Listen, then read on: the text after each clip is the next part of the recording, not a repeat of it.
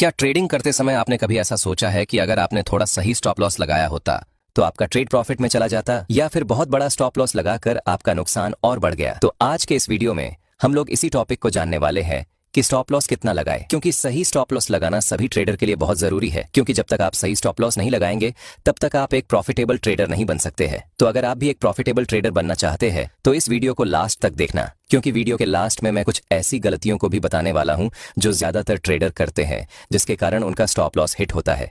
और साथ ही मैं आप लोगों से कुछ ऐसे सवाल भी पूछने वाला हूं जिससे मैं ये जान सकता हूं कि आप लोगों ने ट्रेडिंग को कितना अच्छे से सीखा है।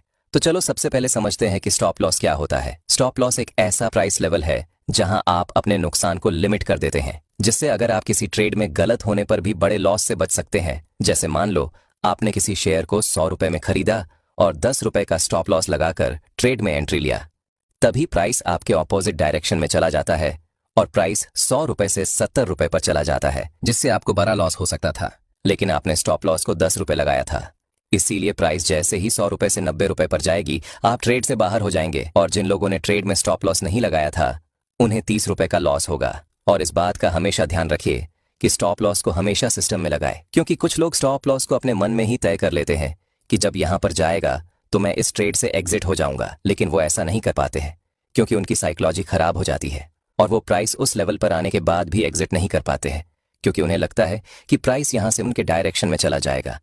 वो इसी इंतजार में लॉस को होल्ड कर लेते हैं और उन्हें बड़ा लॉस हो जाता है, जिससे वो कई दिनों के प्रॉफिट को एक दिन में ही उड़ा देते हैं। इसीलिए लॉस हमेशा छोटा ले, क्योंकि अगर आपके पास कैपिटल होगा तो फिर प्रॉफिट कर लेंगे, लेकिन बड़ा लॉस होने पर आपका कैपिटल ही खत्म हो जाएगा। चलो अब जानते हैं कि स्टॉप लॉस लगाना क्यों जरूरी है। दोस्तों, शेयर मार्केट में एक बात पक्की है कि नुकसान तो होगा, लेकिन स्मार्ट ट्रेडर वो है जो अपने नुकसान को कम रखता है और प्रॉफिट को बड़ा रखता है, तभी वो एक प्रॉफिटेबल ट्रेडर बन सकता है। चलो अब जानते हैं स्टॉप लॉस लगाने के 3 बड़े फायदे। नंबर 1, स्टॉप लॉस बड़ा लॉस होने से बचाता है। स्टॉप लॉस लगाना सभी ट्रेडर के लिए बहुत जरूरी है, क्योंकि ये जरूरी नहीं है कि मार्केट हर बार आपके डायरेक्शन में ही जाएगा। कभी कभी ये आपके ट्रेड के ऑपोजिट भी जाता है, जिससे ये आपको बड़ा लॉस होने से बचाता है। चलो इसे एक उदाहरण से समझते हैं।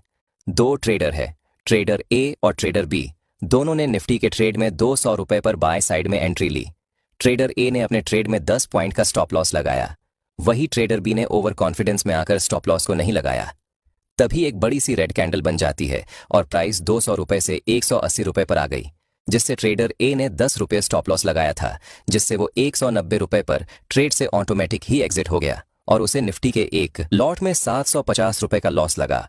वही ट्रेडर बी ने स्टॉप लॉस नहीं लगाया था, इसीलिए उसे 20 पॉइंट का यानी 1500 का लॉस हुआ।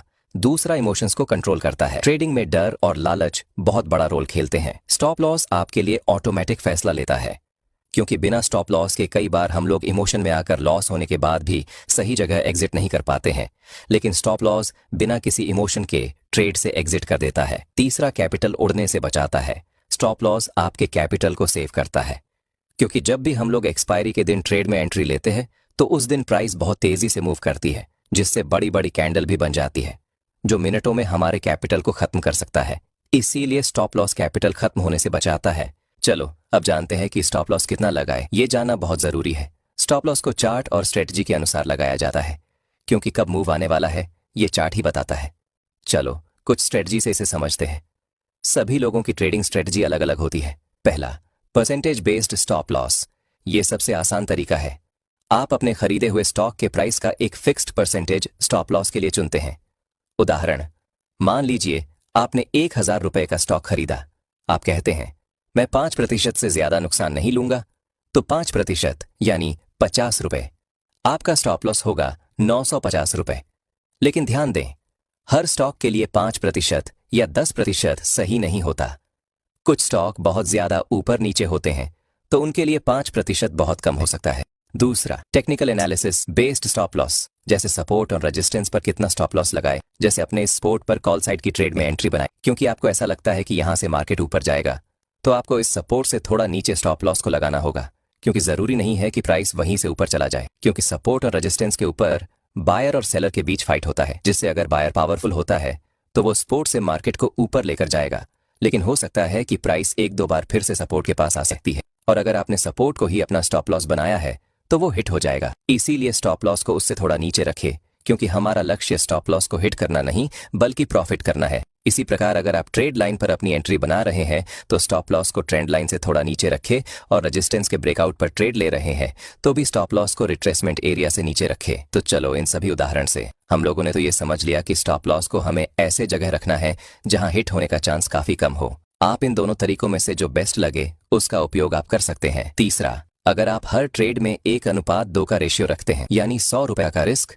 और 200 का रिवॉर्ड, तो आप कई बार गलत होकर भी प्रॉफिट में रह सकते हैं। चौथा, स्विंग लो हाई मेथड से अगर आप लॉन्ग पोजीशन में हैं तो स्टॉप लॉस को पिछले स्विंग लो के नीचे लगाएं और शॉर्ट में हो तो स्विंग हाई के ऊपर। ये तरीका टेक्निकल लेवल्स के अनुसार होता है। पांचवा, कैपिटल बेस्ड रिस्क मेथड। दोस्तों, स्टॉप लॉस सेट करने से पहले आपको अपनी रिस्क लेने की क्षमता समझनी होगी। एक गोल्डन रूल है ट्रेडिंग में 1 से 2% रूल। इसका मतलब है आप किसी एक ट्रेड में अपनी कुल पूंजी का 1 से 2% से ज्यादा नुकसान नहीं होने देंगे। उदाहरण, अगर आपके पास 1 लाख रुपये हैं तो आप एक ट्रेड में ज्यादा से ज्यादा 1000 से 2000 रुपये का नुकसान उठाएंगे। अब मान लीजिए आप 1000 रुपये के स्टॉक में 10 शेयर खरीदते हैं। आपका टोटल इन्वेस्टमेंट है 10,000 रुपये। अगर आप 2% रिस्क लेना चाहते हैं तो आपका नुकसान 200 रुपये तक सीमित होना चाहिए। चलो अब कुछ सामान्य गलतियों को जानते हैं जो ज्यादातर ट्रेडर स्टॉप लॉस लगाते हुए करते हैं जिससे उन्हें लॉस होता है। पहला, बहुत छोटा स्टॉप लॉस। कुछ ट्रेडर अपने पैसे को बचाने के लिए बहुत छोटा स्टॉप लॉस लगाते हैं जिससे उनका स्टॉप लॉस बार बार हिट होता है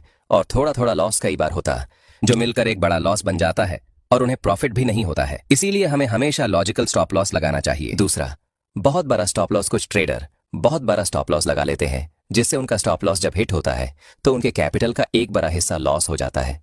तीसरा, इमोशनल होकर कुछ ट्रेडर स्टॉप लॉस को नहीं लगाते हैं जिससे वो एक प्रॉफिटेबल ट्रेडर नहीं बन पाते हैं। चौथा, कुछ ट्रेडर बिना किसी लॉजिक के ही स्टॉप लॉस को लगा देते हैं उनका जितना मन होता है, लेकिन ये बिल्कुल गलत तरीका है। हम लोगों को स्टॉप लॉस को हमेशा ऐसे लेवल पर ही लगाना है जो हिट ना हो और अगर ट्रेड ऑन पोजिट भी चला जाए तो बड़ा लॉस ना हो। तो दोस्तों, आज आपने जाना स्टॉप लॉस क्या है, ये क्यों जरूरी है, सही तरीके से कितना स्टॉप लॉस लगाना चाहिए, साथ ही वो गलतियां जो आपको नहीं करनी चाहिए। लेकिन ट्रेड लेने से पहले इस बात का ध्यान रखें कि कोई भी स्टॉप लॉस तभी काम करेगा जब आप सही जगह पर एंट्री करेंगे। याद रखें, ट्रेडिंग में जीतने वाले वही होते हैं जो अपने नुकसान को छोटे में रोक पाते हैं और यही काम करता है स्टॉप लॉस।